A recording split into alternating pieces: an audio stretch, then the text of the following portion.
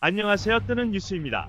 5월 25일 식당에 $20짜리 위조 지폐가 발견됐다는 신고를 받고 출동한 미니애폴리스 경찰은 현장 인근에서 술에 취해 자신의 차에 앉아있던 조지 플로이드를 체포했습니다.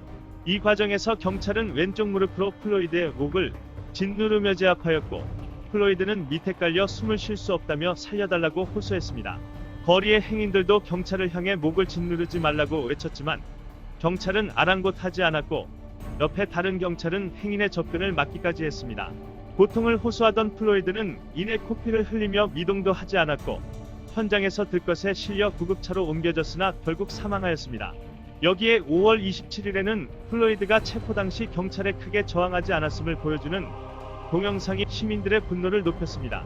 경찰 당국은 저항하지 않는 플로이드를 과잉 진압하는 동영상이 공개됐음에도 플로이드의 사망이 의료사고였다고 발표해 사태의 심각성을 키웠으며, 시민들의 거센 항의가 계속되자 비로소 체포 현장에 경찰관 4명을 해고 조치하는 등 사태 수습이 미온적이었다는 비판을 받았습니다. 결국 사건이 일어난 미니애폴리스 곳곳에는 흑인 생명도 소중하다, 조지 플로이드에게 정의를 등이 적힌 팻말들을 든 수천 명의 시민들이 거리에 나와 숨을 쉴 수 없다고 외치며 시위를 벌였습니다. 여기에 마이클 조던, 테일러 스위프트, 르브론 제임스, 래퍼 스눕독 등 각 분야의 스타들이 이번 사건은 인종차별적이라며 비판에 동참했고, 시위는 미국 전역으로 확산되었으며 일부는 폭력 성향을 띠고 주변 상점까지 약탈하는 등 애꿎은 자영업자에게 피해를 입히며 시위의 진정성을 의심케 만들었습니다. 트럼프 대통령은 이런 시위대를 보며 폭도, 테러리스트로 규정하고 강경 대응할 것임을 밝혔습니다. 저항하지 않는 흑인 시민을 과잉 진압하여 결국 목숨을 잃게 만든 백인 경찰들, 제19 감싸기에 급급했던 경찰 조직, 이에 분노를 느끼고 시위했으나 결국 폭력성을 드러낸 시민들, 그리고 방법이 잘못되긴 했으나 국민들을 폭도 테러리스트라며 강경 대응할 것임을 진두지휘하는 대통령까지, 그들이 얼마나 힘을 추구하고 결국 힘에만 의존하는지 적나라하게 보여주며 미국이란 나라는 무엇이든 상상하는 그 이상을 보여주고 있습니다.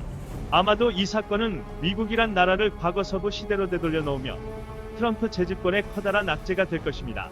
트럼프 대통령의 리더로서 자질이 그대로 드러났으니까요. 한편 중국에서는 야 이거 지금은 쫄려도 좀만 참으면 금방 희망이 보이겠는데 라며 팝콘 먹으면서 구경하고 있을 겁니다. 또한 6월 예정이던 G7 정상회담을 9월로 연기까지 해가며 한국, 호주, 러시아, 인도를 추가로 초청해서 중국을 박스아웃 시키려던 미국의 계획도 그 명분이 약해질 수밖에 없을 듯 보입니다. 아마도 한국은 최대 동맹인 미국을 좇는 스탠스를 취할 수밖에 없을 것입니다. 그 과정에서 중국을 얼마나 덜 섭섭하게 할 것이냐가 관건이겠죠. 좋으나 싫으나 우리가 따라야 할 큰 형님은 미국이란 겁니다. 그런데 큰 형님 집에 자꾸 우환이 생기면 안 되겠죠. 사실 미국 상황이 중요한 게 아니라 그게 우리 대한민국에 어떻게 작용하느냐가 진짜 중요한 문제겠지요. 이렇듯 더지러운 형세 속에 대한민국이 내딛는 발자국에 기대와 함께 행운이 따르길 바라봅니다. 이상 뜨는 뉴스였습니다.